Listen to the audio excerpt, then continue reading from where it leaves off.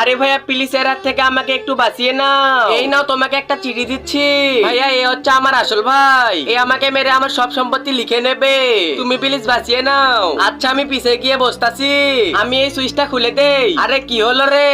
আচ্ছা আমি এখন মাইক্রোর পিছন গেটটা দিয়ে বসে যাই।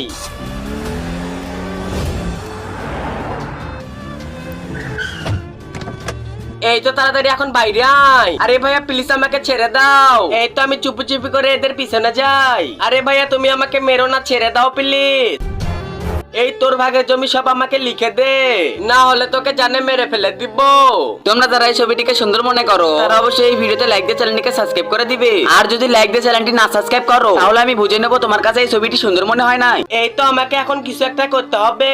ওই কি করবি তাড়াতাড়ি বল। এই তোর আজকে খবর আছে, তাড়াতাড়ি ভাগি। ওই কই যাবি? এই ওর কাছ থেকে সবকিছু কেড়ে নে। বন্ধুরা এইসব লোকদের কাছ থেকে দূরে থাকবেন।